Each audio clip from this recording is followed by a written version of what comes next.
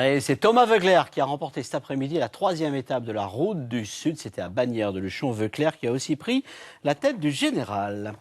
Classement général. En Ariège, la petite ville de Niaux n'est pas remarquable que pour sa grotte ou pour ses forges. Elle compte aussi une filature à l'ancienne. C'est l'une des dernières de France. On y travaille évidemment la laine des Pyrénées.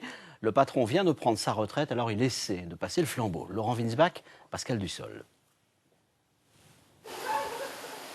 C'est en 1867 que l'arrière-grand-père de Jean-Jacques Lafont crée la filature de Niaux, près du moulin du village, pour pouvoir y laver la laine et faire fonctionner ses turbines. Un siècle et demi plus tard, la petite entreprise est toujours là. Sa matière première de la laine des Pyrénées, qu'elle transforme de mille et une manières.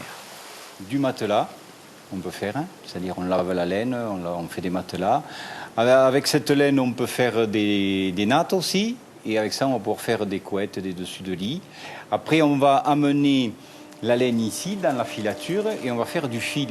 Et à partir de ce fil, on peut faire des tissages, des tricotages, ou alors des pelotes de laine, des écheveaux, que l'on vendra au magasin directement comme ça.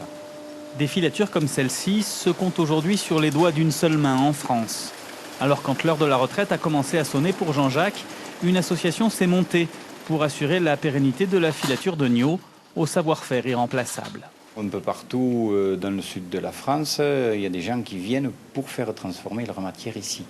Parce qu'ils savent qu'ici, on a une petite unité et qu'on est très polyvalent, qu'on peut faire beaucoup de choses. Actuellement en formation auprès de Jean-Jacques, 4 jeunes se sont positionnés pour reprendre le flambeau et sauver non seulement un morceau de patrimoine, mais surtout la dernière filature permettant aux éleveurs des environs de valoriser leur laine.